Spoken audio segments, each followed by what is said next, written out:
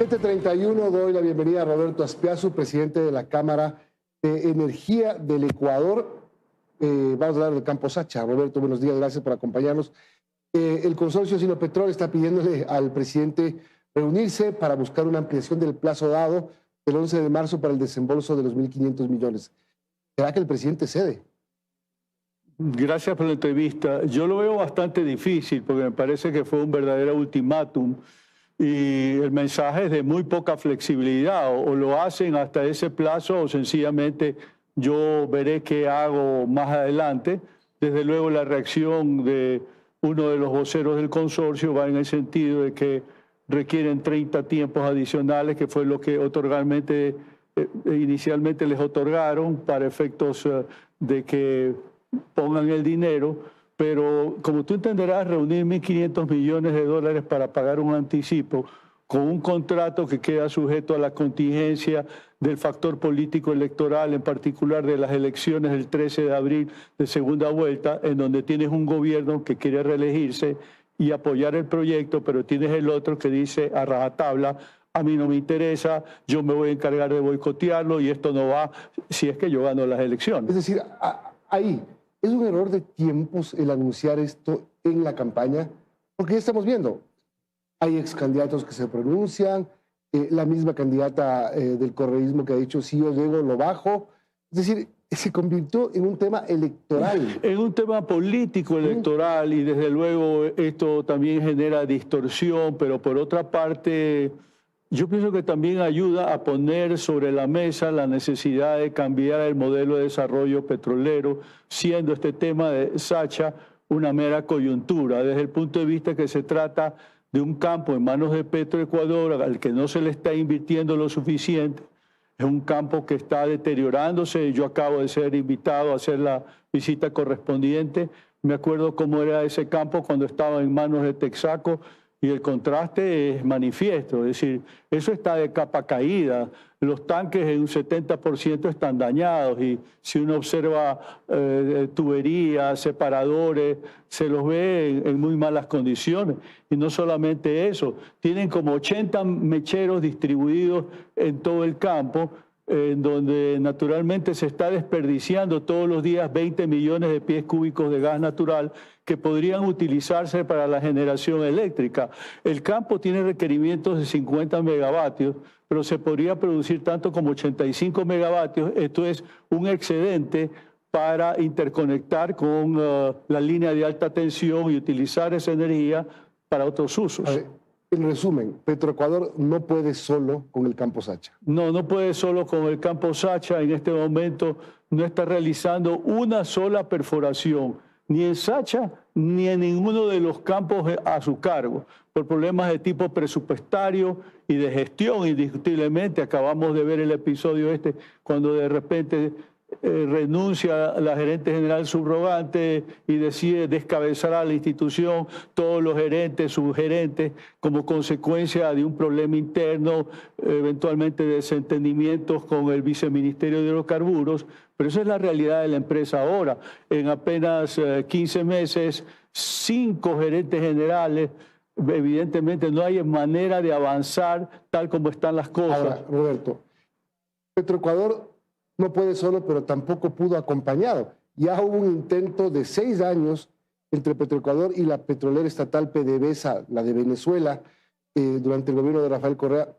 ¿Y qué pasó? Pero eso fue un fracaso, porque finalmente PDVSA lo que hizo fue traer equipo viejo, chatarra que tenía, supuestamente para reemplazar equipos que en Ecuador ya tenían para la época, pues 40 años de vigencia y requerían naturalmente de una modernización. Pero esto no sucedió y en definitiva pues el correísmo se dio cuenta que le estaban tomando el pelo y después de 7 años decidió sencillamente rescindir el contrato, de forma tal que la experiencia que tuvo Sacha con PDVSA fue muy mala, pero eso no quiere decir que hacia el futuro tenga que serla. O sea, tenemos que avanzar en la dirección de concesionar Sacha. Pienso que eso lo va a hacer el gobierno de Noboa reelecto o en su defecto la propia Luisa González, porque nos estamos quedando sin alternativa. no hay capacidad de inversión. Pero con PDVSA no, por ese caso. Con PDVSA, por supuesto que no, porque uno de los factores críticos es que el nivel de recuperación en Sacha está en apenas 0.19 y debemos subirlo a 0.40, pero para eso necesitamos hacer poderosas inversiones que permitan recuperar reservas que están ahí. Bueno, hablemos de lo que ofrece Sinopetrol.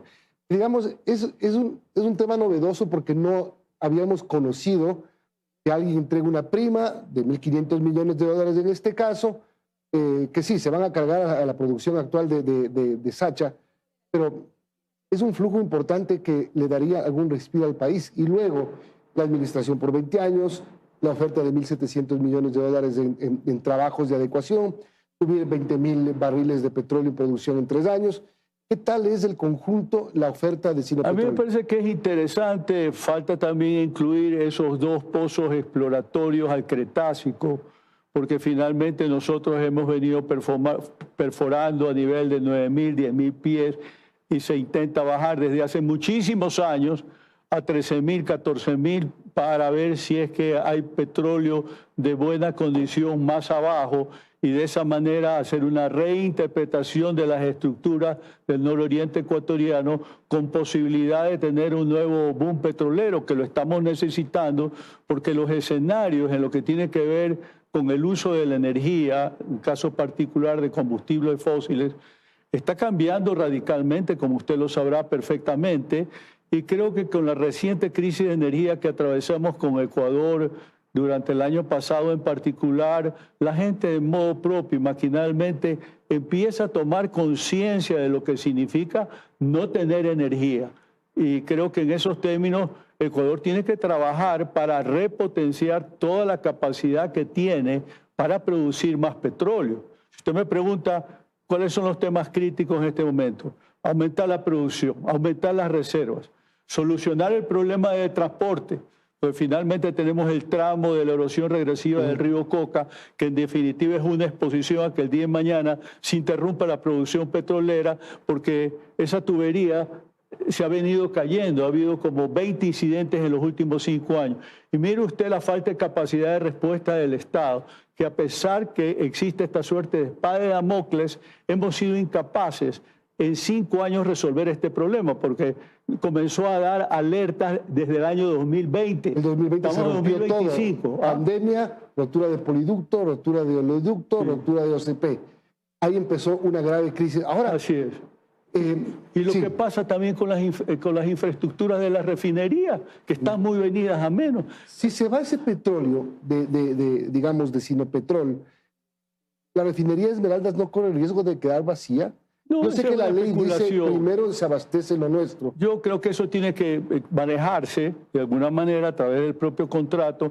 Además tiene que tener presente usted una cuestión que no ha estado suficientemente aclarada, que es la parte que supuestamente le corresponde a Sinopetrol. Esa parte está sujeta a un complejo esquema tributario del sector petrolero en el país. O sea, me voy a permitir mencionar, más allá de impuesto a la renta, regalías, hay 12% a las utilidades para un fondo de desarrollo de la Amazonía. Igualmente hay 4% de la facturación bruta que se hace a Petroecuador por parte de las empresas extranjeras, las empresas nacionales, 2.5% de facturación bruta también en favor de Petroecuador para integrar lo que se denomina el Fondo Común de la Amazonía, y hay también otro fondo de desarrollo. Entonces, el esquema tributario es complejo y eso a veces impide entender cómo esto que se ha presentado como 20-80, en realidad es 80-82 del Estado versus el... Sobre las ganancias. Las ganancias, lo que se llama renta neta, ¿no? La renta neta, y es que eso es lo que cuenta. Si el barril de petróleo cuesta 60, según dice el plan de contrato, va a ser 87-12 más o menos la participación. Sí, pero eso es correcto. Porque se ve como que nos queda entendimiento. Estoy diciendo por todas estas cargas, porque ese 80 y pico % no se va a ver libre de las cargas normales que tiene el petróleo para efectos de que ese petróleo sea aprovechado desde el punto de vista de la renta por parte del Estado. Eso es lo que hay que tener claro. Te estoy diciendo, tienes impuesto a la renta, regalía, tienes un impuesto adicional del 12.5%.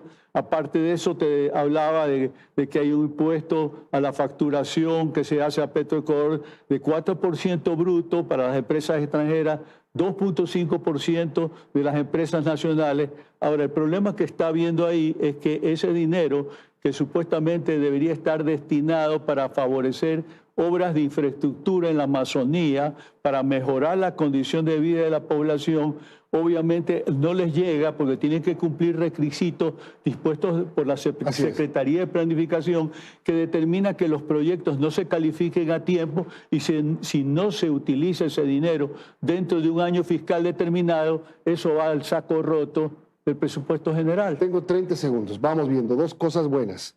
Petroecuador no puede solo, necesita inversión externa. Sí, pero el punto principal es que hay que cambiar el modelo petrolero. O sea, lo de Sacha es coyuntural, pero esto tiene que obligarnos a una panorámica de qué está sucediendo por todos lados. Mencionaba yo hace un momento, las refinerías están igualmente obsoletas y hay que hacerles una inversión para que el 50% del residuo que están produciendo pueda convertirse en derivados ligeros y no tener que importar más del 70% de los combustibles que estamos consumiendo. Pero hay que comenzar a hacer las cosas. Se cayó la refinería de Esmeraldas en cuanto al tren de alta conversión en agosto del año pasado, y en vez de sacar una licitación sobre la marcha, ajustando un poco las bases, el proceso lo dejan ahí, no lo van a retomar después de 3 años, y el Ecuador necesita priorizar desde el punto de vista de la política pública petrolera una mayor capacidad de refinación. Bien, entonces, ¿verdadero o falso? ¿Lo que ofrece Sinopetrol es conveniente para el país? Yo pienso que sí es conveniente en líneas generales para el país y va en la línea de cambiar la política pública para que en donde Petroecuador es ineficiente, pues obtengamos nosotros como país un buen resultado de ese activo que hoy por hoy está venido a menos bajo la circunstancia de que hoy por hoy no se está perforando un solo pozo en Sacha. En Sacha y en todos los bloques que están a cargo de Petroecuador. Y los que están funcionando más o menos con contratos de participación de servicios específicos, mejor dicho, pues todos están parados porque no hay contratos de perforación. Entonces, la situación es verdaderamente crítica y la producción bajo estas circunstancias va a continuar cayendo. Gracias. Roberto Aspiazu, presidente de la Cámara de Energía del Ecuador. 7:44, pausa y volvemos para hablar con el presidente.